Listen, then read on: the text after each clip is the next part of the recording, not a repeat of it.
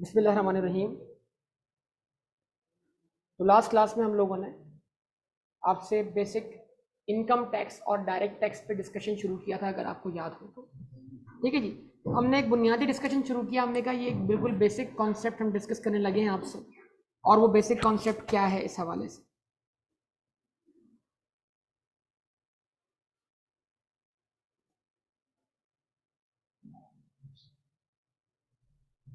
वो basic concept क्या है जो हम आपसे डिस्कस कर रहे हैं। ओके ना, हमने कहा हर जेब में आने वाली चीज इनकम नहीं होती। Every receipt is not income. जिसमें मैंने आपसे सवाल किया था जी, क्या पॉकेट मनी इनकम है? आपने फौरन बोल दिया नो सर। क्या गिफ्ट्स आमतौर पे इनकम है? हमने फौरन बोल दिया नो सर। ठीक है जी, तो हमने कहा कि कुछ पहचान दरकार है कि वो कौन सी रेसिट है जिसको इनकम मानना चाहिए, और वो कौन सी रेसिट है जिसको इनकम मानना नहीं चाहिए। तो हमने दो नाम लिए। एक नाम रेवेन्यू रेसिट। हमने कहा रेवेन्यू रेसिट बाय डिफॉल्ट इनकम है। ये बाय डिफॉल्ट इनकम है, ये लफ्ज क्यों बोला जा रहा है, इसकी वजाहत भी मैं आज की क्लास में आपको दूंगा। और हमने कहा जी कैपिटल रेसिट जो है वो बाय डिफॉल्ट इनकम नहीं है। तो यहां पर रुककर हमारा एक क्राइटेरिया डेवलप हुआ। हमने कहा अगर हम किसी भी रेसिट को क्लासिफाई कर लेते हैं बाय हैसियत रेवेन्यू रेसिट, तो हम उसको इनकम मानेंगे। और अगर हम किसी भी रेसिट को क्लासिफाई कर लेते हैं बाय हैसियत कैपिटल रेसिट, तो हम उसको इनकम नहीं मानेंगे। हम उसको इनकम नहीं मानेंगे।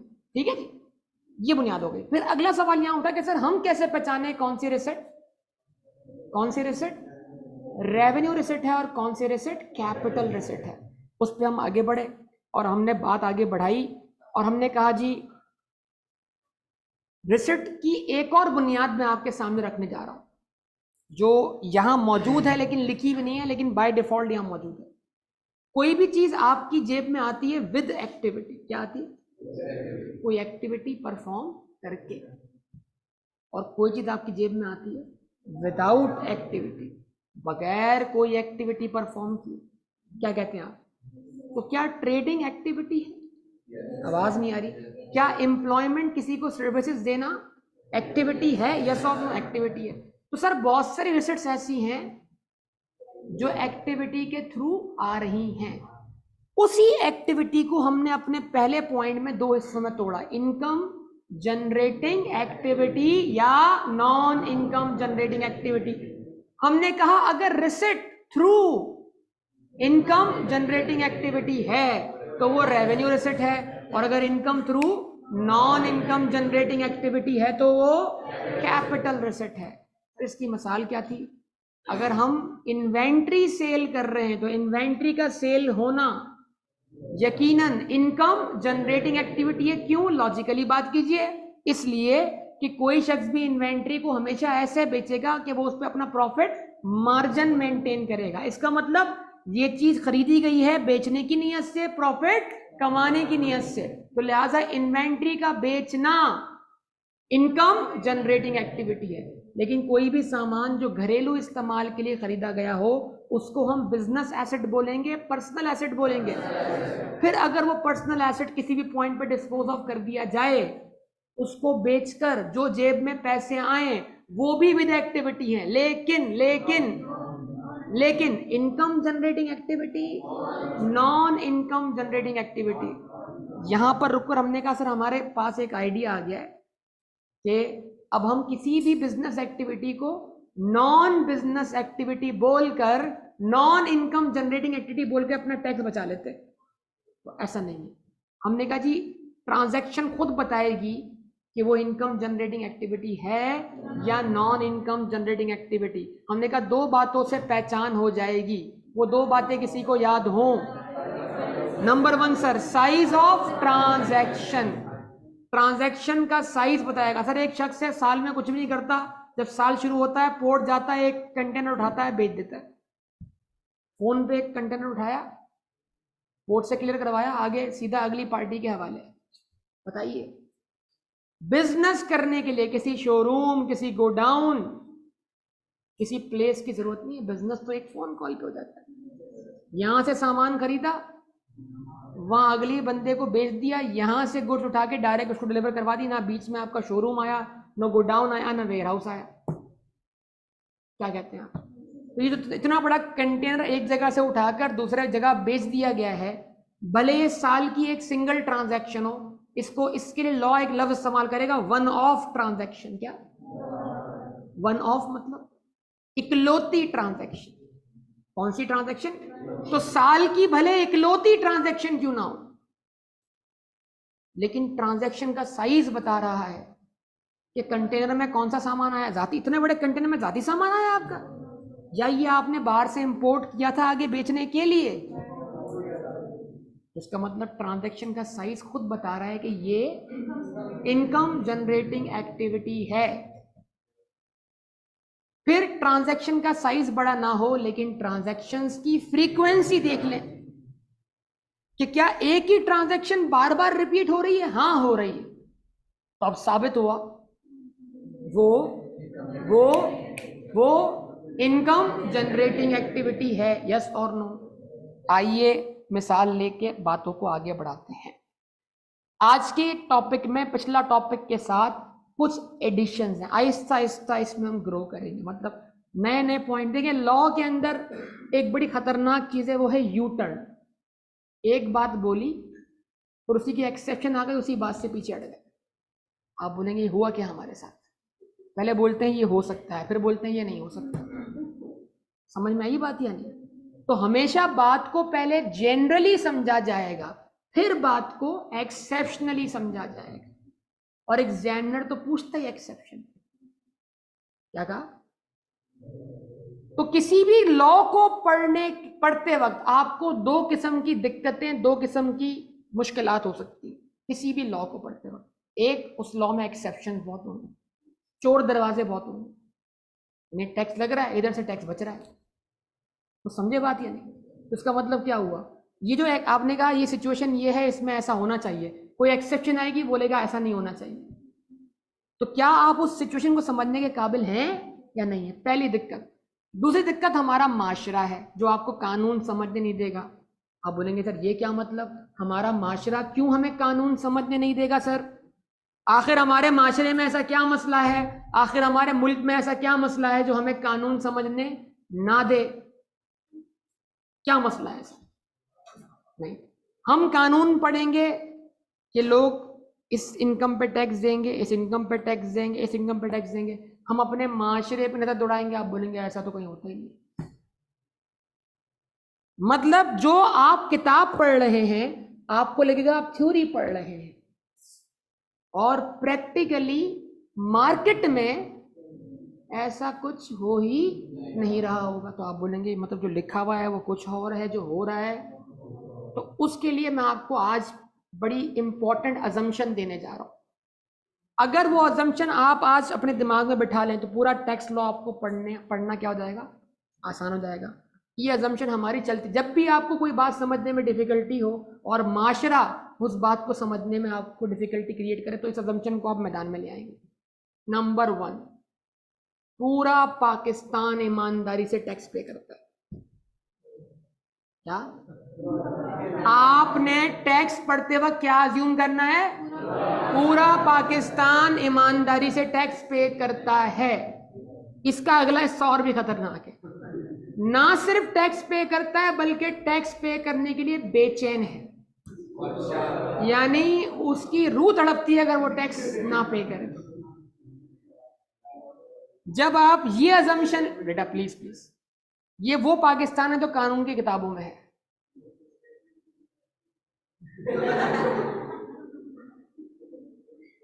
ये वो पाकिस्तान है जो कानून की किताबों में है। समझे बात या नहीं? तो जब आप ये दो अजम्पशन लेके कानून पढ़ेंगे इंशाल्लाह आपको कानून समझ में आएगा। ठीक है ना? ये बात समझ में आई या नहीं आई? अच्छा जी, तो ये तो एक रिसिट है विद एक्टिविटी। विद एक्टिविटी दो किस्म की रिसिट हुई, थ्रू इनकम जनरेटिंग एक्टिविटी और थ्रू। तो सर जो जो जो receipt through income generating activity है वो क्या है? रेवेन्यू रिसिट है, उसको आपको इनकम मानना है। और जो receipt through non income generating activity है, वो कैपिटल रिसिट है, उसको इनकम नहीं मानना। यहां तक की गुफ्तगू आपको समझ में आती है?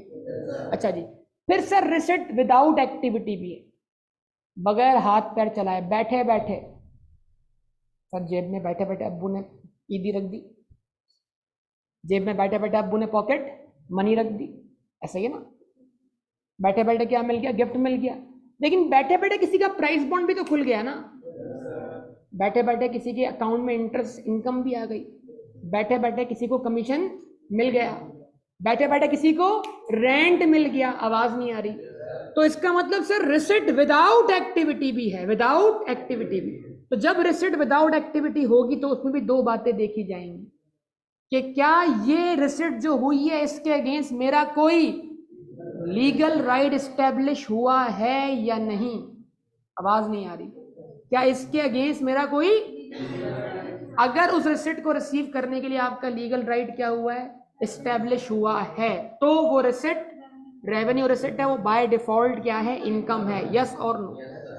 और अगर उस रिसिट के लिए आपका कोई लीगल राइट एस्टेब्लिश नहीं हुआ तो वो रिसिट, आपका पीआरसी का एग्जाम है, आपके वालिदैन ने कहा जी अगर बेटा तुमने पीआरसी पास कर लिया तो हम तुम्हें 10,000 रुपये गिफ्ट करेंगे। ठीक है जी, आपका पीआरसी पास हो गया, गिफ्ट का पता ही नहीं लग रहा कहाँ पर है,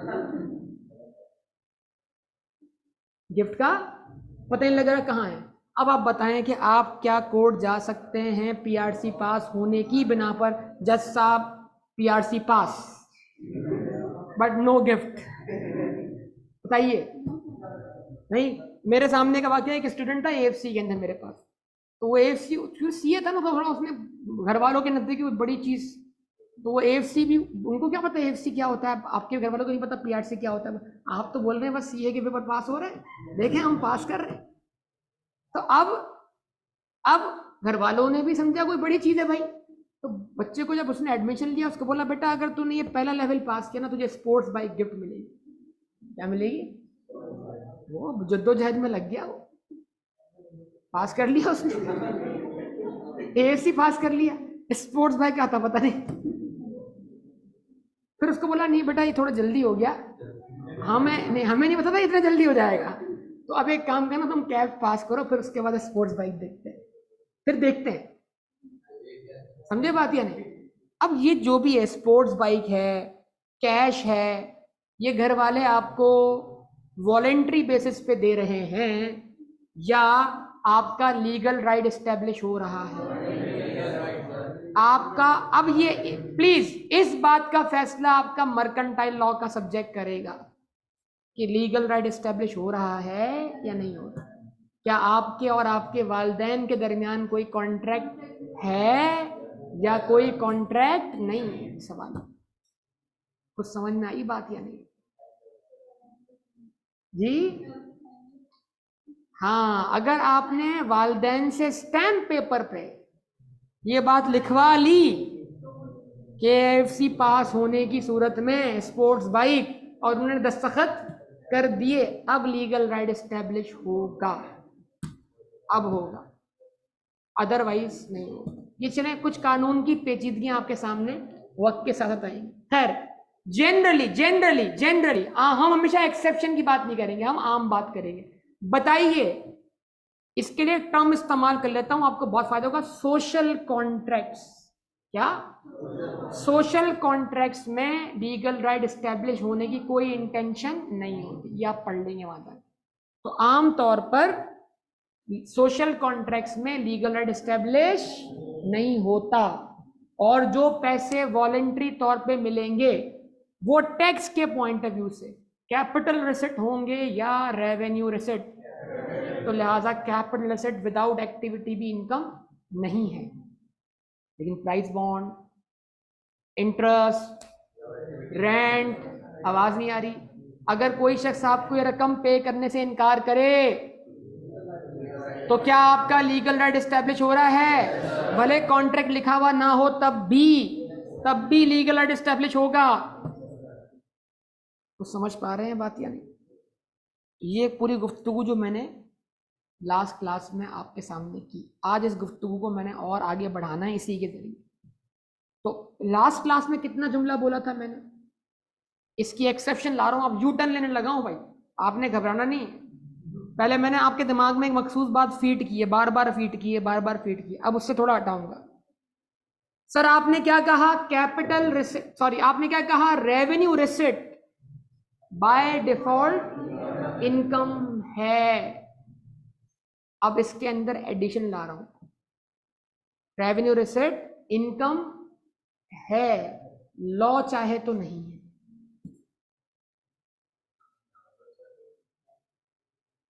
जुमले पिक करने, रेवेन्यू रिसिट इनकम है, लॉ चाहे तो नहीं है, यानी कानून चाहे तो किसी भी रेवेन्यू रिसिट को टैक्स से मुस्तस्ना करार कर दे। मुस्तस्ना, इस्तस्ना, इम्यूनिटी, माफ कर देना, छोड़ देना, आवाज ही नहीं आ रही सर। यानी हम अब इसको क्या बोल रहे हैं, अब देखो यूटर्न आया ना, generally every revenue receipt is income, generally every revenue receipt is income, but those revenue receipts are not income which are specially exempted by law। आवाज नहीं आ रही, हर रेवेन्यू, बेटा ये सब हो रहा है, टेंशन नहीं लो, दिमाग में बिठाओ सबसे पहले। हर रेवेन्यू रिसीट को मैं क्या मानूंगा, ये मेरा कल तक का लेक्चर था, यस और नो।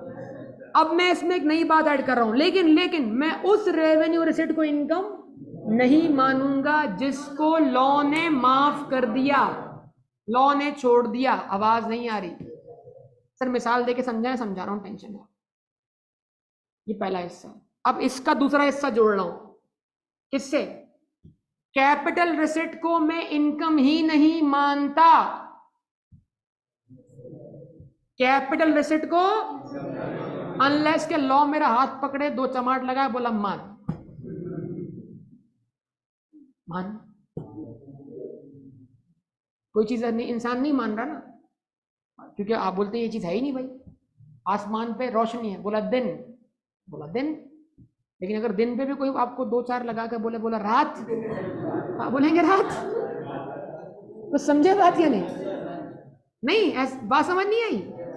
इसका मतलब कैपिटल रिसीट को हम इनकम, लॉ ने पकड़ा, बोला मानो इनकम, बोला मानो इनकम, इनकम मानो। मेरी बात का सेंस समझ रहे हैं आप या नहीं, खतरनाक बात हो जाएगी। दोबारा पहले से आवाज पहुंच रही है आपको तक है ना बेटा, कोशिश करूंगा पहुंचाऊंगा, लेकिन कभी कभी ऐसा होता है दिन भर बोलते बोलते, तो जब क्लास भरी हो ना पूरी, तो फिर मैंने कहा थोड़ा हल्का भी बोलूंगा तो ये थोड़ा सपोर्ट मिल जाएगी तो बेहतर होगा, ठीक है जी। अब सवाल क्या है, मैं फिर बोल रहा हूं, हम हर रेवेन्यू रिसिट को इनकम मानेंगे, लेकिन जिस रेवेन्यू रिसिट को लॉ माफ कर दे वो इनकम नहीं है, वो टैक्स होने से बच गई, यस और नो। हम किसी भी कैपिटल रिसिट को इनकम नहीं मानेंगे अनलेस के कानून हमें उसे इनकम मानने पे मजबूर ना कर दे। कैसा लगा आपको यूटर्न सर? अभी आपने दूसरी बात में बोला रेवेन्यू रिसिट इनकम नहीं है, कैपिटल रिसिट इनकम है, लेकिन ये एक्सेप्शन है, इसको समझने की जरूरत है। ये इस तरह आहिस्ता डेवलप होगा माइंडसेट। पहला पॉइंट, हर रेवेन्यू रिसिट इनकम है, लेकिन उस रेवेन्यू रिसिट को हम इनकम नहीं मानेंगे जिसको लॉ ने माफ कर दिया। हर कैपिटल रिसिट इनकम नहीं है, अगर लॉ चाहे तो किसी भी कैपिटल रिसिट को इनकम मानने पर मजबूर कर दे। क्या ये बात समझ में आई? नहीं है, नहीं अभी भी है सर, मिसाल देके समझा। सर मैं ट्रेडिंग करता हूं, तो ट्रेडिंग करना एक्टिविटी है। ट्रेडिंग आमतौर पे किस चीज की होती है? इन्वेंट्री की। तो क्या ये मेरी इनकम जनरेटिंग एक्टिविटी है? तो बाय डिफॉल्ट इस एक्टिविटी को क्या माना जाए? इनकम माना जाए, रेवेन्यू रिसिट माना जाए। क्या इस पे टैक्स लगना चाहिए? Yes sir. पॉइंट 1। सर ये फसलें उगाकर बेचना भी तो एक्टिविटी। क्यों उगाई जाती है? बेचने के लिए। बेचकर क्या कमाएंगे? तो क्या एग्रीकल्चर एक्टिविटी करना भी इनकम जनरेटिंग एक्टिविटी है या नहीं है? क्या ख्याल है आपका? तो बाय डिफॉल्ट इसको भी क्या बनना चाहिए? Revenue receipt. लेकिन ये एक ऐसी रेवेन्यू रिसिट है जिसको लॉ ने बोल दिया जाओ एग्रीकल्चर वालों तुम एग्जेम्प्ट हो, यानी तुम कमाओगे तब भी तुम्हें टैक्स देना नहीं पड़ेगा। यही जुमला आपको समझ में आया? तो इसका मतलब ट्रेडिंग भी रेवेन्यू रिसिट थी, एग्रीकल्चर एक्टिविटी भी रेवेन्यू रिसिट है, लेकिन लॉ ने क्या कर दिया? उसको एग्जेम्प्ट कर दिया, छोड़ दिया, माफ कर दिया, रिलीज कर दिया, टैक्स से मुस्तस्ना करार दे दिया, टैक्स एग्जेम्प्ट कर दिया। क्या ये बात समझ में आई? टैक्स छोड़ दिया। अगला हिस्सा सर, कैपिटल रिसिट इनकम नहीं है। आवाज नहीं है। कैपिटल रिसिट इनकम नहीं। वजह वो through non income generating activity है। वजह वो वॉलेंट्री रिसिट की वजह से, तो उसको हम इनकम नहीं मानेंगे अनलेस के कानून में लिखा हो कि फला कैपिटल रिसिट क्या है? इनकम। सर मिसाल देके समझाइए। मिसाल पहली, क्या पॉकेट मनी इनकम है? समझेगी? क्या पॉकेट मनी इनकम है? नहीं है। वजह कैपिटल रिसिट है। वजह क्या है? कैपिटल रिसिट है। लेकिन क्या पॉकेट मनी इनकम हो सकती है? अगर कानून लिख देना कि आज से पॉकेट मनी को भी इनकम मानो, तो इनकम मानो। तो फिर इसका मतलब ये हुआ, कंक्लूजन क्या ड्रॉ किया हमने अब तक के डिस्कशन में? बड़ा इंपॉर्टेंट पॉइंट बताने जा रहा हूं। किसी भी रेवेन्यू रिसिट को टैक्स करने के लिए कानून में उस रिसिट का नाम लिखा हुआ होना जरूरी नहीं। पूरी टैक्स की किताब में, यानी पूरे टैक्स के कानून में कहीं भी नहीं लिखा हुआ कि ट्यूशन फी टैक्सेबल है। ट्यूशन फी का नाम नहीं लिखा हुआ, रेंट का नाम लिखा हुआ मिल जाएगा, लेकिन ट्यूशन फी का नाम नहीं लिखा हुआ। बात सुनिएगा। अब हमें क्या करना है? ट्यूशन फी के जरिए जो इनकम जनरेट हो रही है, क्या उस पर टैक्स देना है या नहीं देना? हमें कोई बोले भाई, कोई जब बंदा आएगा बोले भाई कि जी लॉ में दिखाओ कहाँ है, हम बोलेंगे आपके कॉन्सेप्ट ठीक नहीं। हम बोलेंगे इस रिसिट को पहले आप पहचानिए। ट्यूशन फी विद एक्टिविटी, आवाज नहीं आ रही, और कमर्शियल इनकम जनरेटिंग एक्टिविटी है, तो इसका मतलब वो रेवेन्यू रिसिट है। और रेवेन्यू रिसिट के टैक्स होने के लिए उसका कानून में लिखा हुआ होना जरूरी नहीं है। अगर रिसिट क्लासिफाई हो गई बतौर, तो वो बाय डिफॉल्ट इनकम है। अब जुमला बोल रहा हूं, रेवेन्यू रिसिट की टैक्सेशन के लिए कानून में उसका लिखा होना जरूरी नहीं है। ये मैं वो बुनियादी डिस्कशन कर रहा हूं, यकीन करें किताब में नहीं है। रेवेन्यू रिसिट की टैक्सेशन के लिए उसका नाम कानून में लिखा हुआ होना, अगर एक रिसिट रेवेन्यू रिसिट क्या हो गई, क्लासिफाई हो गई बतौर रेवेन्यू रिसिट, तो वो इनकम है, आपको मानना पड़ेगा इनकम है, आपको टैक्स देना पड़ेगा। मेरी गुफ्तगू समझ में आ रही है? तो फिर सर क्या पॉइंट निकला? रेवेन्यू रिसिट की एग्जेम्पशन के लिए कानून चाहिए। यानी अगर आप कहते हैं जी मेरी रिसिट रेवेन्यू रिसिट है और ये टैक्स नहीं होगी, तो फिर मुझे इसका सबूत देना पड़ेगा। कहां से? लॉ से। क्या ये मेरा पॉइंट आपने पिक किया? इसका मतलब पॉइंट नंबर 1, हर रेवेन्यू रिसिट टैक्सेबल है अनलेस के लॉ क्या कर दे, उसको एग्जेम्प्ट कर दे। तो क्या रेवेन्यू रिसिट की टैक्सेशन के लिए लॉ चाहिए या एग्जेम्पशन के लिए लॉ चाहिए? बस ये पॉइंट आपने पिक कर लिया। अगला हिस्सा, कैपिटल रिसिट। हर कैपिटल रिसिट इनकम नहीं है, तो कैपिटल रिसिट के इनकम ना होने के लिए किसी लॉ की जरूरत ही नहीं, वो बाय डिफॉल्ट इनकम ही नहीं। अगर कोई शख्स दौड़ के आता है, चीखता है, चिल्लाता है, बोलता है नहीं नहीं इस कैपिटल रिसिट को क्या मानो, तो हम बोलेंगे कहां लिखा है कानून? तो इसका मतलब किसी भी कैपिटल रिसिट को टैक्स करने के लिए कानून चाहिए। कैपिटल रिसिट की एग्जेम्पशन के लिए कानून नहीं चाहिए, वो तो बाय डिफॉल्ट ही एग्जेम्प्ट है, वो इनकम ही नहीं है। लेकिन कल कोई उठ के बोलता है नहीं फला कैपिटल रिसिट क्या है, तो हम बोलेंगे कानून में लिखा होगा तो इनकम मानूंगा, अदरवाइज नहीं मानूंगा। तो क्या सीखा हमने? एक्सेप्शन वाला नुक्ता, रेवेन्यू रिसिट की एग्जेम्पशन के लिए कानून की जरूरत है, टैक्सेशन के लिए नहीं है। कैपिटल रिसिट की टैक्सेशन के लिए कानून की जरूरत है, एग्जेम्पशन के लिए नहीं है। तो pocket money by default exempt है, इनकम ही नहीं है।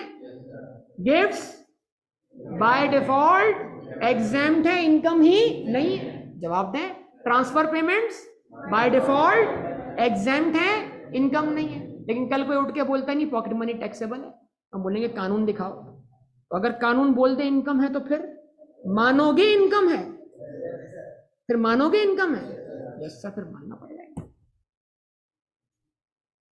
डिस्कशन आया समझ में?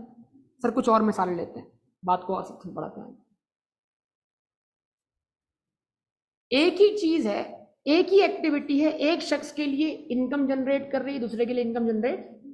मैंने फर्नीचर की एग्जांपल दी थी लास्ट क्लास में, उस एग्जांपल को दोबारा देकर मैं फिर आगे बढ़ाता हूं। आपने घर के लिए फर्नीचर बाय किया, बेचने के लिए बाय किया, घर में यूज करने के लिए बाय किया, बराए मेहरबानी इसमें भी डेप्रिशिएबल एसेट मत लेकर आइएगा, प्रॉपर्टी प्लांट इक्विपमेंट की बात नहीं हो रही है। घर का मामला या बिजनेस में इन्वेंट्री का मामला, दरमियान में एक चीज छुपी हुई है, उसका नाम क्या है? प्रॉपर्टी। उसका डिस्क्लेम फिर कभी हो जाएगा, अभी टैक्स में उसके उस तरफ हम नहीं जा रहे। या तो इन्वेंट्री बोले या पर्सनल एसेट बोले, बिजनेस यूज मत बोलिएगा वरना हम कंफ्यूज हो जाएंगे, ठीक है? वो फिर कभी हम इसमें ले आएंगे। तो फर्नीचर खरीदा हमने बतौर पर्सनल एसेट, घर में इस्तेमाल करने के लिए। फर्नीचर खरीदा हमने बतौर बिजनेस एसेट, बतौर इन्वेंट्री।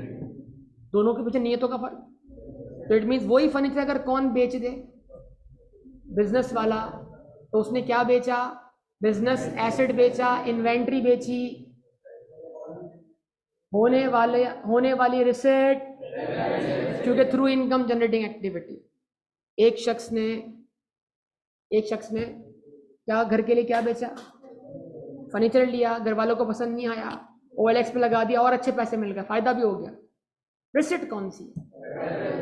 तो बाय डिफॉल्ट इनकम नहीं, एक्टिविटी का फर्क है। आइए थोड़ा सा इसको और आगे एनहांस करते हैं। एक आर्ट गैलरी है, क्या आर्ट गैलरी में एक आर्ट गैलरी में बेतहाशा पेंटिंग्स लगी हुई, बेतहाशा। वो तमाम पेंटिंग्स उस आर्ट गैलरी के लिए क्या हैं? भाई जागिए ना, बोलिए ना, वो तमाम पेंटिंग्स उस आर्ट गैलरी के लिए क्या हैं? पक्का इन्वेंट्री। आर्ट गैलरी अगर वो पेंटिंग बेचे तो कौन सी रिसिट? Revenue receipt. अच्छा जी, हसन आर्ट गैलरी जाते हैं, वहां से एक पेंटिंग परचेज करते हैं, लाकर घर की दीवार पे लगा देते हैं। अब ये पेंटिंग इन्वेंट्री है या पर्सनल एसेट? पर्सनल एसेट है सर। रेयान हसन घर पे आता है और बोलता है यार क्या पेंटिंग है, एब्स्ट्रैक्ट आर्ट। कौन सा आर्ट? समझ में कुछ आ नहीं रहा, जिसको समझ में कुछ नहीं आया बोलता है इसमें एब्स्ट्रैक्ट आर्ट है। आपने दुनिया की महंगी तरीन पेंटिंग देखी है कि नहीं देखी? मैंने एक दफा डॉन न्यूज़पेपर के अंदर, उसका एक मैगजीन था, उसके अंदर दुनिया एक दफा छपा कि ये दुनिया की महंगी तरीन पेंटिंग है। मैं सर खुदा के बैठ गया कि क्या है इसके अंदर ऐसे। यकीन करें जो मुझे समझ में आया, अगर मैं वो पेश करूं तो आप हैरान हो जाएंगे। उस मतलब मुझे क्या लगा वो पेंटिंग क्या है।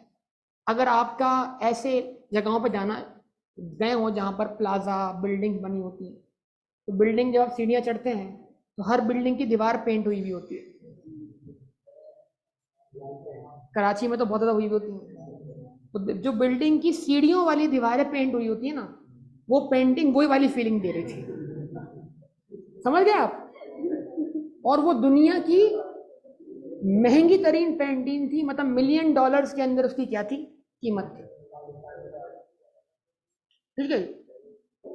अब मैं तो हैरान था कि यार इस पेंटिंग में कौन सी चीज है। अब जो भी था, जिसको भी नजर आया उसको नजर आता है, जो चीज नजर आती है उसको बोलते हैं एब्स्ट्रैक्ट आर्ट।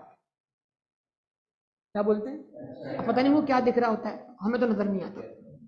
ठीक है जी। तो एब्स्ट्रैक्ट आर्ट बोला फलां शेड जिंदगी के इस हिस्से को शो कर रहा है। क्या शो कर रहा है भाई, समझ नहीं आया। बोलते ना ये वाला शेड ऐसे, वो शेड ऐसे, ये जिंदगी के गमों को शो कर रहा है, ये खुशियों को शो कर रहा है। बस ने ऐसे लाइन लगा दी और उसको इंटरप्रेट करना क्या कर दिया, शुरू कर दिया। चले खैर वापसी आते हैं। हसन ने पेंटिंग खरीदी कहां से, आर्ट गैलरी से, ठीक है जी। लाके घर की दीवार पे लगा दी। अब ये हसन का पर्सनल एसेट। रयान गया, उसने बोला यार क्या पेंटिंग बेहतरीन, एब्स्ट्रैक्ट आर्ट, हसन ये पेंटिंग मुझे सेल करो। बोला करो। बोलो कितने पैसे दोगे? बोला इतनी बेहतरीन चीज तुम्हें लगी है तो पैसे भी मुनासिब तुम दोगे। तो भाई रयान ने बोला मैं इस पेंटिंग के 1 लाख रुपए देता हूँ। रयान परेशान हो गया सुनते ही। हसन फौरन डाल दी हो गया, उसने 1 लाख की पेंटिंग भेज दी। जब रयान वो पेंटिंग लेके गया, किसी ने पूछा हसन बेटा कितने की पाएगी थी? बोला 2000 रुपये। तो अब सवाल है आपसे, 98,000 का गेन कमा के बैठ गया है, इस 98,000 पे टैक्स देना है? वजह बताइए, कौन सी रिसिट है ये, क्यों है? क्योंकि ये through non income generating activity है। पक्का? अगर मैं बोलूं नहीं नहीं ये रिसिट तो टैक्स होनी चाहिए, तो आप मुझसे क्या मुतालबा करेंगे? लॉ दिखाएं। आइए मैं आपको लॉ दिखाता हूं। इस सिचुएशन को लॉ टैक्स कर रहा है। इनकम टैक्स ऑर्डिनेंस का सेक्शन 38 सब सेक्शन 5 है, जो कहता है कि पर्सनल एसेट में अगर ये सब आएगा, टेंशन सब पढ़ेंगे, सब आएगा। ये मैं मुस्तकबिल दिखा रहा हूं आज ही आपको, फिक्र ही ना करें आप। इनकम टैक्स लिख लो, लिखना चाहो तो सेक्शन नंबर, कोई टेंशन नहीं है। इनकम टैक्स ऑर्डिनेंस का सेक्शन 38 है, सब सेक्शन 5 है। टेंशन ना लो, मैं भी ऐसे याद कराऊंगा तुम्हें। टैक्स को क्लास में बैठ के याद करेंगे, ये फैसला कर लो। यही याद हो गया, घर जाके रिवाइज करोगे। समझे बात? या रिवीजन तो अगर यहां पढ़ लिया, याद कर लिया, घर जाके रिवाइज कर लिया, पक्का काम हो गया। इनकम टैक्स ऑर्डिनेंस का सेक्शन 38 है, सब सेक्शन 5 है। वो कहता है कि पर्सनल एसेट में अगर आपने नहीं, पर्सनल एसेट में अगर आपने पेंटिंग को बेचा है, क्या? तो पेंटिंग भले पर्सनल एसेट ही क्यों ना हो, उसको बेचकर जो गेन होगा उस गेन पे टैक्स देना होगा। अब ये बात मैं अपनी मर्जी से बोल रहा हूं या कानून पढ़ के सुना रहा हूं? तो कानून चाहे तो कैपिटल रिसिट को भी टैक्स कर ले। चलें जी। हसन ने मोबाइल, कोई बात उलझ तो नहीं रही, ये सुलझ रही है? उलझ रही, वो कह रहा उलझ रही जी। ये आपका अच्छा सवाल है यार, ऐसे सवाल करोगे तो मेरी क्लास फिर कहीं और निकल जाएगी। आप जदीद दौर में रहते हो, है ना, इस दौर में रहते हो। ये बताओ यार, वो इंटरनेट पे एक चीज चलती है, पता नहीं क्या होता है उसको, NFT। यार कोई बंदा बंदर की तस्वीर खरीद रहा है, पता नहीं करोड़ों रुपए की, तो क्या पड़ा उस बंदर की तस्वीर में खरीदने में?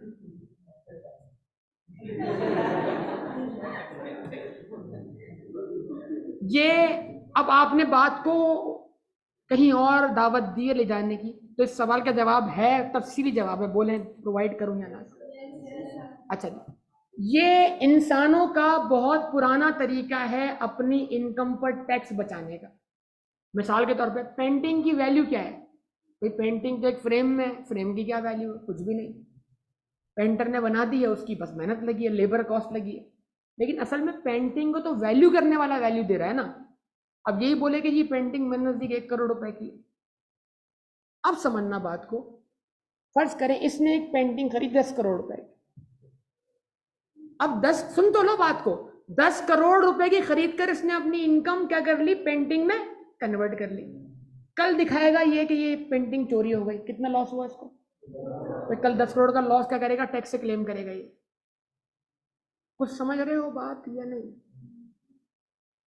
मतलब पेंटिंग की हकीकत में कोई वैल्यू, ये लोगों ने अपनी इनकम को छुपाने के लिए या मुख्तलिफ किस्म के आर्टिफिशियल लॉसेस क्रिएट करने के लिए इस तरह की चीजें क्रिएट की, भले वो बिटकॉइन क्यों ना हो, भले वो एनएफटी क्यों ना हो। तो जो आज का एनएफटी है वो पुराने वक्तों की पेंटिंग, वो क्या कहते हैं ये, वो जो पुराने आइटम होते हैं एंटीक्स, वो भी है। तो एंटीक की क्या वैल्यू है? कुछ भी नहीं। लोग वैल्यू करते हैं। मैं तुम्हें 5,000 साल पुराना पत्थर सेल करता हूं, खरीदोगे? 5,000 साल पुराना पत्थर, अरे 5,000 साल पुराना पत्थर। सर सड़क पे जाएं, कोई भी पत्थर उठाएं, हर पत्थर जो है वो, भाई दुनिया को बने पता नहीं कितना अरसा हुआ है, तो जो पत्थर उठाएंगे वो इसी जमीन से उठाया, पता नहीं कितने साल पुराना होगा, हजारों साल पुराना होगा। लेकिन पता नहीं लोग, है ना, ये लोगों का सारा माइंडसेट है। आपको बात समझ में आई? तो लोग क्या करते हैं, क्योंकि पेंटिंग के जरिए लोग अपनी ट्रांजैक्शन को या अपनी इनकम को बचाते हैं। अब वो सिलसिला आपको वक्त के साथ समझ में आएगा। तो उसमें वो अगर वो लॉस बड़ी, अगर वैल्यू बढ़ा के दिखाएंगे तो लॉस भी बेटा बढ़ चढ़ के आएगा।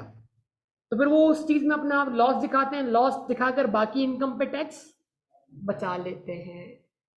ये है मसला। खैर इस पे फिर कभी बात तफसीली और हो जाएगी।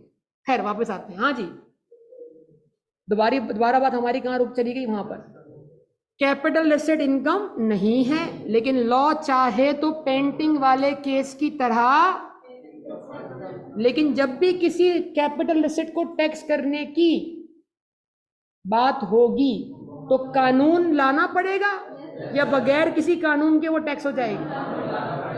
जहां तक की गुफ्तगू समझ में आ गई आप लोग? गुड, आगे मूव करते।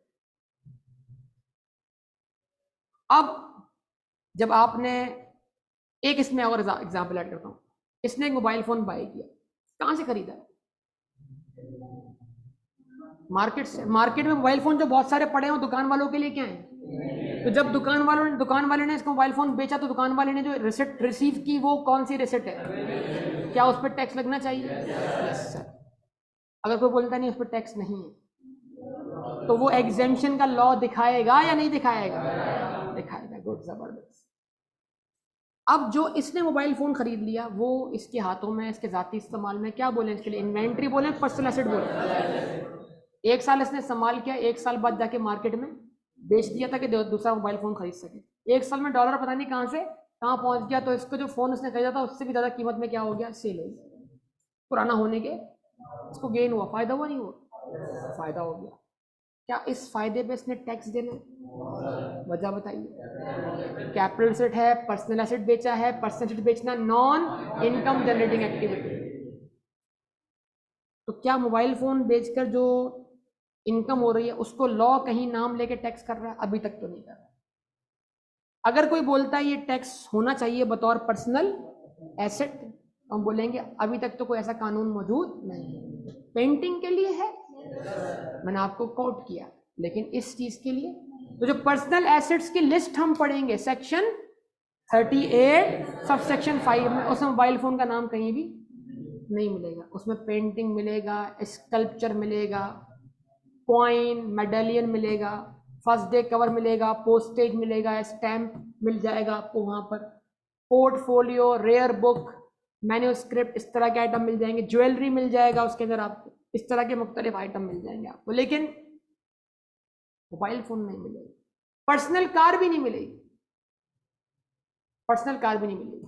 तो अगर आपने एक कार बाय की है, अपने इस्तेमाल में रखी है, फिर आगे क्या कर दिया, एक साल बाद बेच दी है, तो बेचकर जो गेन हुआ क्या वो गेन टैक्स होगा? No sir.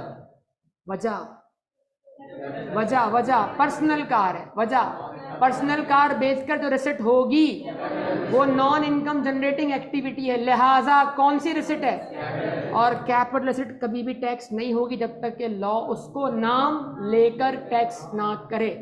अगर ये बुनियादें बन गई हैं तो हम आगे मूव करें। ठीक है जी, अगले हिस्से की तरफ मूव करते हैं। अब आएगी आपके सामने इनकम की डेफिनेशन। किसकी डेफिनेशन? इनकम क्या है?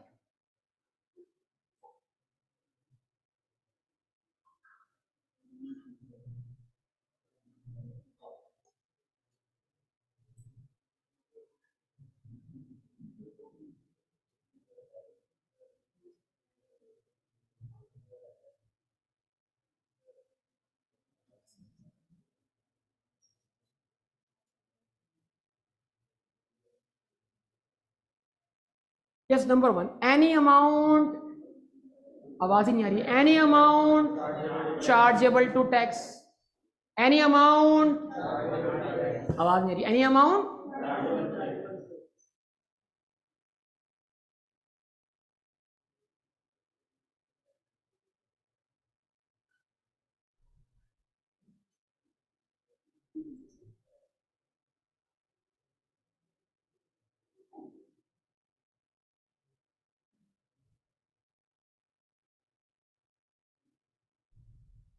any amount subject to deduction of tax,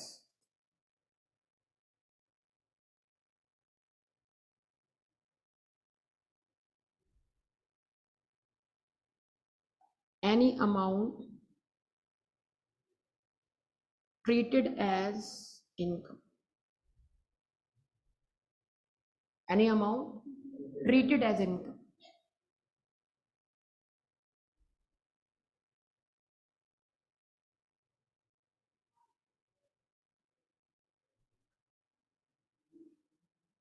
any loss of income।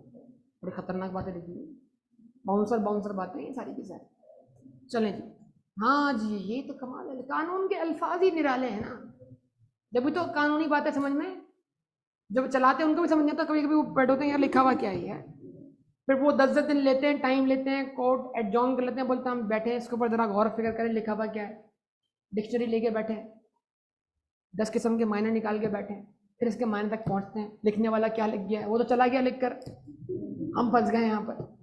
ठीक है, नंबर 1, हाँ सही बात है। चलिए जी, पहली लाइन इंतहाई आसान, दिल से आवाज आनी चाहिए, एनी अमाउंट, वो जो by default chargeable to tax है, वो जो बाय डिफॉल्ट, पहली लाइन खुद ब खुद दिल से आवाज आएगी, वो बाय डिफॉल्ट जो चार्जेबल टैक्स है, यानी आसान लफ्जों में पहली लाइन में रेवेन्यू रिसिप्ट की बात हो रही है, any amount chargeable to tax. पहले से मैं अब डायरेक्ट जंप करूंगा तीसरी लाइन पर, तीसरी लाइन जरा दिल, इसमें भी दिल से आवाज आएगी, एनी अमाउंट जिसको इनकम मान लिया जाए, भले वो आम हालात में इनकम ना हो। क्या आवाज आ रही है दिल से? Yes sir, capital receipt. यानी इस जुमले को पिक करें, कैपिटल रिसिप्ट को इनकम तब मानना है जब लॉ उसको इनकम ट्रीट कर रहा हो। कैपिटल रिसिप्ट आमतौर पे इनकम है, या कैपिटल रिसिप्ट जब इनकम है जब लॉ उसको इनकम ट्रीट कर रहा हो। Any amount treated as income, क्या बोलेंगे जी? Capital receipt.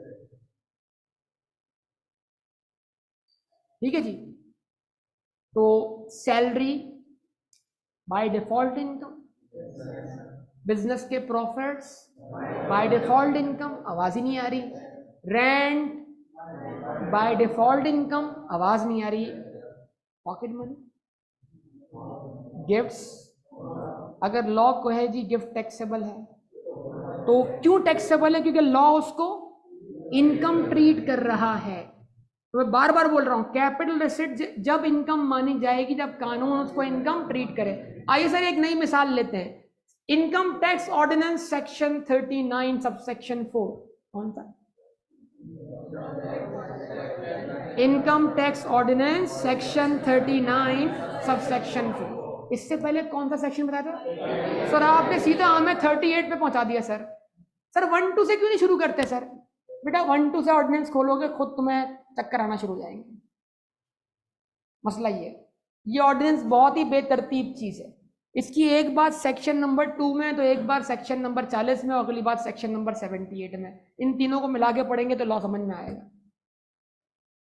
आपका एग्जाम ओपन बुक एग्जाम भी नहीं, लिहाजा हमें ऑर्डिनेंस तो इस्तेमाल करना नहीं है। हमें तो ऑर्डिनेंस इस शक्ल में चाहिए जिस शक्ल में हमारे लिए पढ़ना क्या होता है, आसान हो। तो हमें मोस्ट सिंप्लीफाइड फॉर्म में पढ़ना है इसको। ठीक है जी, तो हम इसको डायरेक्ट ऑर्डिनेंस से नहीं पढ़ रहे हो। सोर्स डॉक्यूमेंट ऑर्डिनेंस है नो डाउट, लेकिन हमें कंपाइल्ड फॉर्म चाहिए। क्या चाहिए?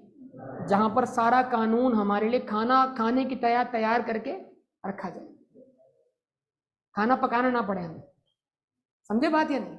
पकी पकाई रोटी खाएंगे आप। हुई ना?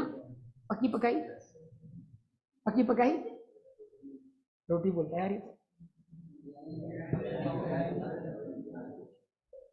ठीक है जी। इससे पहले मैंने कौन से सेक्शन की एग्जांपल दी? Section 38 sub section. वहां पर पेंटिंग जो पर्सनल एसेट थी बेचकर जो इनकम आई, जो रिसिट आई, उसको जबरदस्ती इनकम बोला गया। आपने इनकम मान लिया, आप इनकार कर सकते हैं।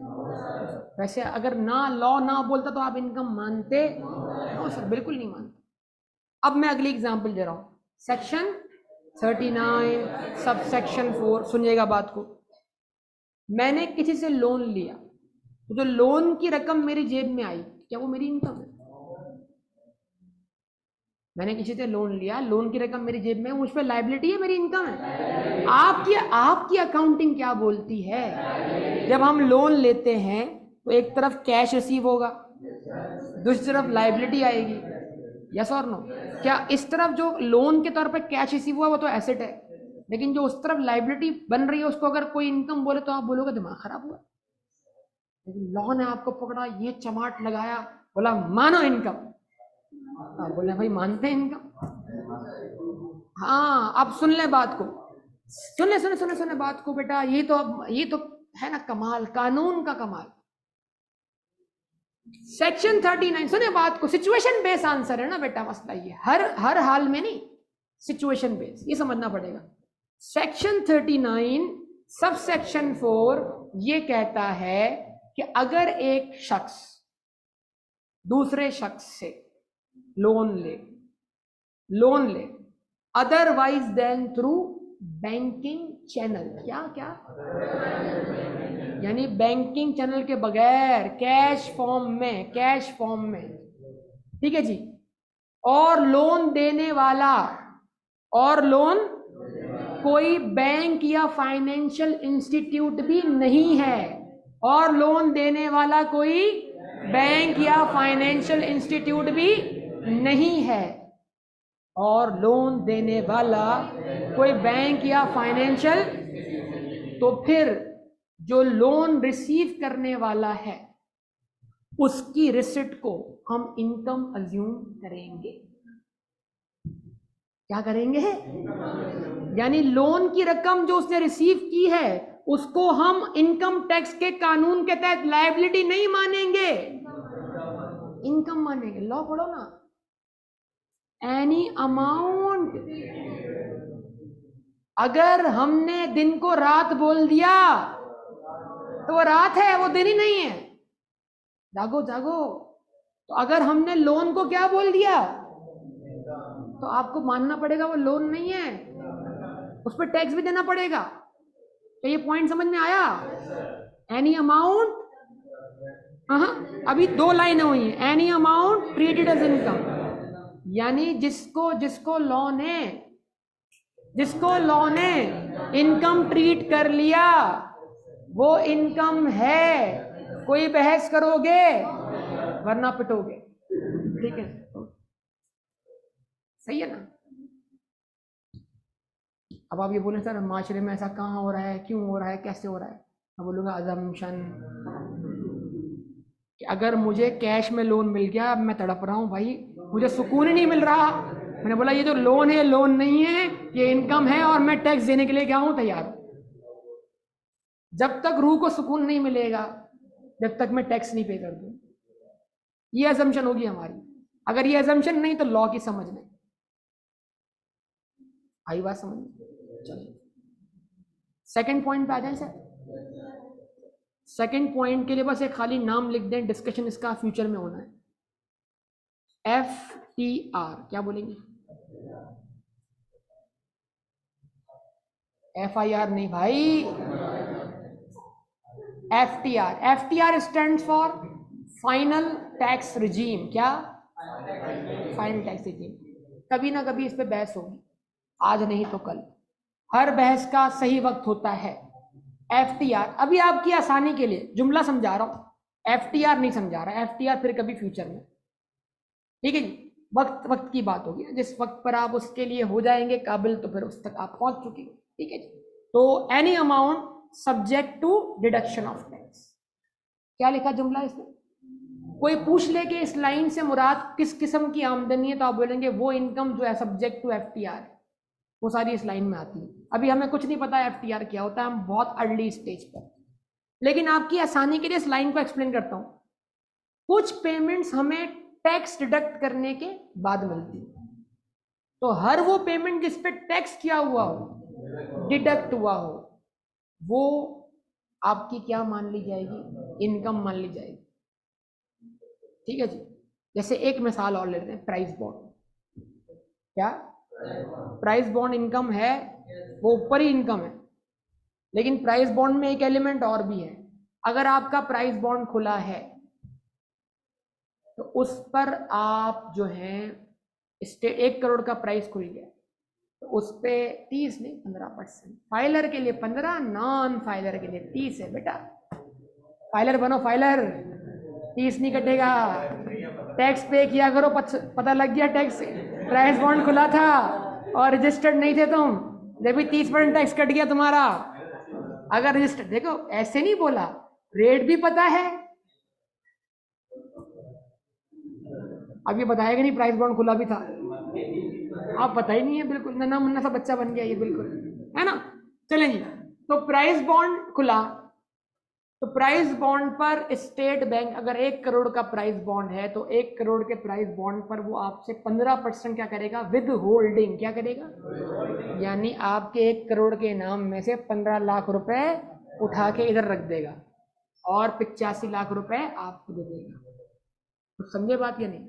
आपका इनाम कितना खुला? आवाज नहीं आई। आपका इनाम 85 लाख का खुला है, 1 करोड़ का खुला है, तो आपकी इनकम कितनी हुई? 1 करोड़। उस पर टैक्स कितना लगा? आपको जो रकम मिल रही है वो टैक्स कटने के, तो ये एक मिसाल दी मैंने आपको। एनी अमाउंट सब्जेक्ट टू, हर वो अमाउंट जो आपकी जेब में आया हो टैक्स डिडक्ट होने के बाद, वो भी इनकम है। यार ये अब इकोनॉमिक्स शुरू नहीं करनी ना यार, ये बिल्कुल डिस्पोजेबल है, लेकिन ये अभी इकोनॉमिक्स है, टैक्स है, टैक्स। ठीक है, 3 point. Any amount chargeable to tax, any amount subject to reduction of tax, any amount, और आखिरी पॉइंट, बोला हम चाहे ना हम तो लॉस को भी लॉस ना बोलें। अब आप बोलेंगे सर ये क्या मतलब?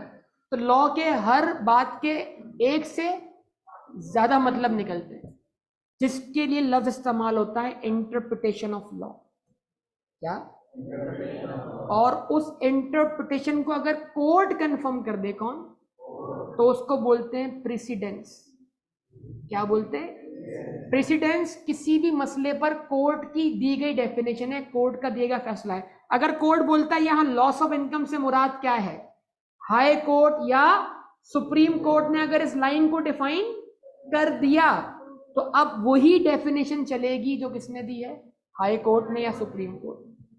तो किसी भी कानून की अगर इंटरप्रिटेशन कौन कर दे, कोर्ट कर दे, कोई सी भी court, high court supreme court, मैंने एग्जांपल बोली, कोई सी भी कोर्ट कर दे, तो उसके लिए उसके लफ्ज इस्तेमाल होगा प्रेसिडेंस, प्रेसिडेंस, प्रेसिडेंस। और इसको कहते हैं डॉक्ट्राइन ऑफ बाइंडिंग प्रेसिडेंस। क्या बोलेंगे? क्या मतलब? ये आपका बिजनेस लॉ में आना है, ये यहाँ के अल्फाज नहीं है वहां, क्योंकि मैं दोनों कानून को कनेक्ट करने की कोशिश करता हूं, तो इसलिए मैं अल्फाज यहां बोल रहा हूं। डॉक्ट्राइन ऑफ, यानी आपके ऊपर कोर्ट, बेटा सुन ले बात को, आपके ऊपर कोर्ट की दी गई इंटरप्रिटेशन को फॉलो करना वाजिब है। अगर कोर्ट कहती है इस बात का मायना यह है, तो इट मीन यही मायना है। अब आप उसमें अपनी मर्जी का मायना, अगर आप समझते हैं कि ये मायना जो कोर्ट ने किया है ये सही, तो आप उससे ऊपर की कोर्ट जाकर उस मायने को चैलेंज कर सकते हैं। ठीक है जी, तो आप हाई कोर्ट जाइए, चैलेंज कीजिए, हाई कोर्ट आपके खिलाफ फैसला देती है, उससे ऊपर जाइए। तो प्रेसिडेंस को रिवर्स कौन कर सकता है? अपर कोर्ट। किसी भी लोअर कोर्ट के दिए गए फैसले को इंटरप्रिटेशन को रिवर्स कौन कर सकता है? अपर कोर्ट। क्या ये बात समझ में आ रही है? तो प्रेसिडेंस क्या है? प्रेसिडेंस क्या है? किसी भी लॉ का इंटरप्रिटेशन जो कोर्ट ने किया हो उसको प्रेसिडेंस बोलते हैं, और वो लॉ की प्रैक्टिस करने वालों पर क्या होता है? बाइंडिंग होता है। अगर लॉ की प्रैक्टिस करने वाले उससे मुत्तफिक नहीं है तो वो उससे अपर कोर्ट जाकर उस प्रेसिडेंस को चैलेंज कर सकते हैं। ये एक सिस्टम है, ये आपको समझ में आएगा वक्त के साथ साथ। तो अब यहां में बोला यहां सर क्या मतलब है? Loss of income. अब लॉस ऑफ इनकम से क्या मुराद है? यानी लॉस ऑफ इनकम भी इनकम है, एक सादा मायना है, और एक और मायना भी है इसका कि सर इनकम पॉजिटिव हो तो इनकम है, इनकम नेगेटिव हो तो लॉस है। यानी इसका मतलब पॉजिटिव इनकम भी इनकम है, नेगेटिव इनकम भी इनकम। मतलब जब आप अपनी इनकम कैलकुलेट करें, आवाज नहीं आ रही, जब आप अपनी इनकम, तो उसमें ना सिर्फ अपनी पॉजिटिव इनकम भी रखें, नेगेटिव इनकम भी रखें, ताकि दोनों आपस में क्या हो जाए? नेट हो जाए, और आप नेट अमाउंट पे टैक्स दें, यस और नो। ये एक इंटरप्रिटेशन है। और एक वो वाली इंटरप्रिटेशन जाहिरी इंटरप्रिटेशन है, कौन सी? नहीं नहीं, लॉस को लॉस मत मानो, ये भी मुमकिन है। सर मिसाल दे के समझाएं। दोनों, पहली वाली बात समझ में आई? पहली वाली बात से आपके पास एक इनकम है, पॉजिटिव है, यानी मिसाल के तौर पे आपके पास रेंट है, पॉजिटिव है। बिजनेस में क्या हो गया? लॉस हो गया, नेगेटिव है। तो अब इस पॉजिटिव रेंट को नेगेटिव लॉस से नेट करवाया जा सकता है? हाँ, करवाया जा सकता है। तो इसका मतलब आपने टैक्स देना है एक तरीके से नेट अमाउंट पर। कुछ समझ पाए बात या नहीं? ये एक इंटरप्रिटेशन हो गई। और एक और इंटरप्रिटेशन भी, वो क्या है? लॉस लॉस नहीं है। चले बताइए, बैड डेट इनकम है या लॉस है?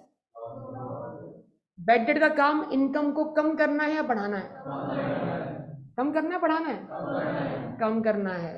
अकाउंटिंग परफॉर्म करते वक्त बैड डेट को पता और एक्सपेंस आप ऐड करते हैं या लेस करते हैं? आवाज नहीं आ रही। आपको टैक्स पढ़ के पता लगेगा, लॉस बैड डेट के बारे में टैक्स कहता है ऐसे लॉस को मैं नहीं जानता, नहीं जानता। टैक्स बोल रहा है बैड डेट नामी, कौन सा bad debt? Provision, provision for doubtful debt को हम मानते नहीं है, हम जानते नहीं है। ये कहां से आ गया? मैंने बोला अकाउंटिंग में। बोला अकाउंटिंग क्या चीज है?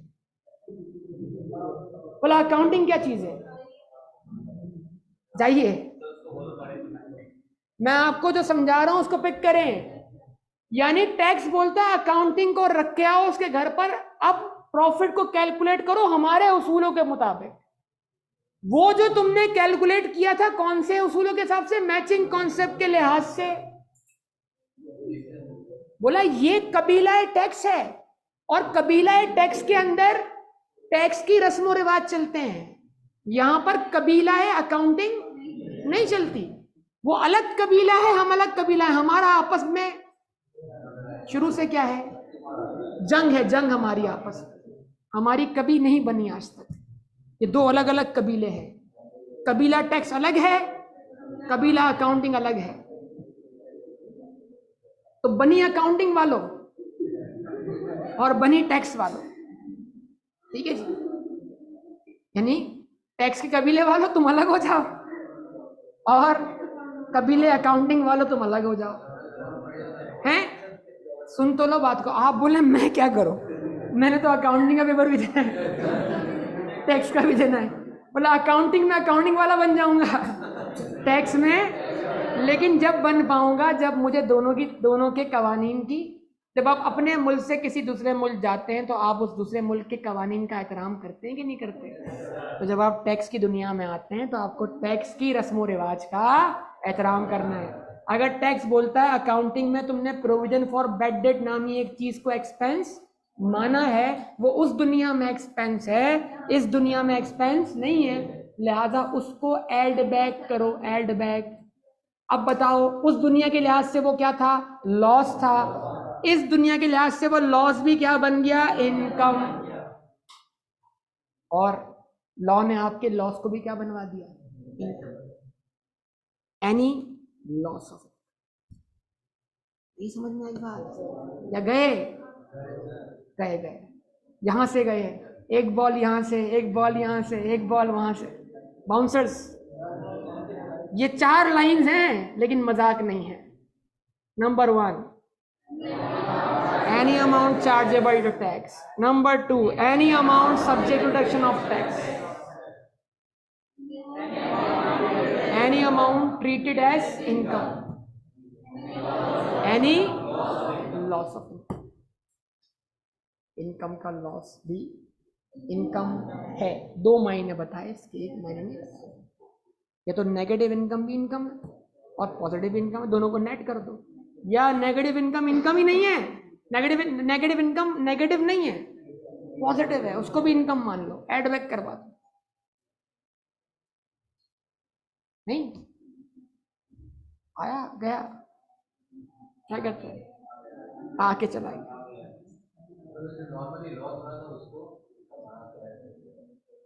ठीक है जी, इतना रखते हैं आज, आगे कंटिन्यू करेंगे।